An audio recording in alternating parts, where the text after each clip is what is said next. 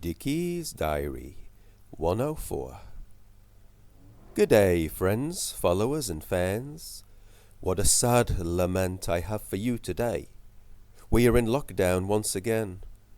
Everyone is required to stay home for 7 days, excluding the frontline battlers, as we call them. The exceptions are the essential services like police, hospital, and the bins, of course. I cannot imagine the horror unfolding if the bins were not emptied on time every week, especially in summer.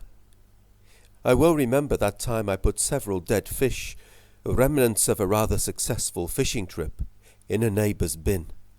They neglected to put it out, some pathetic excuse like grandma had died or some other nonsense.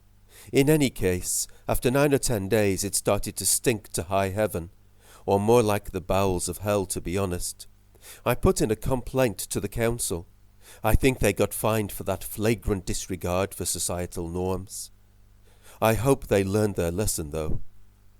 Getting back to the subject at hand, the one consolation is that included amongst the essential services are bottle shops. Thank the good grace of God Almighty. Can you imagine the chaos and kerfuffle if we were deprived of our sedative of choice? It would make toilet papergate seem tame in comparison.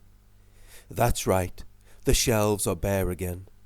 Fortunately for me, Johnny Walker Blue Label is reassuringly expensive, and as such is out of the reach of the plebs.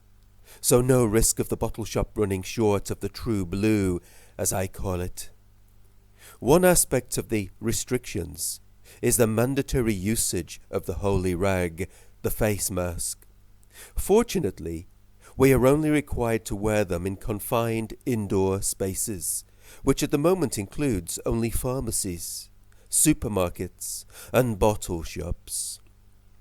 Yesterday, I was taking a stroll along the esplanade, and I observed a critical stare emanating from a pair of elderly walkers who were donning their face masks.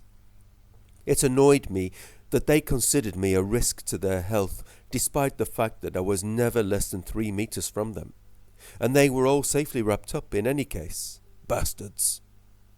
I'm not proud of the fact that I turned around and followed them at a close distance for the next 2.5 kilometers, coughing intermittently, just to remind them what would actually be a genuine risk of contagion.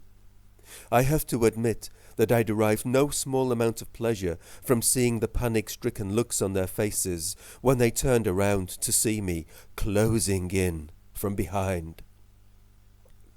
And as they began to increase the speed of their steps, so I reciprocated and closed the gap.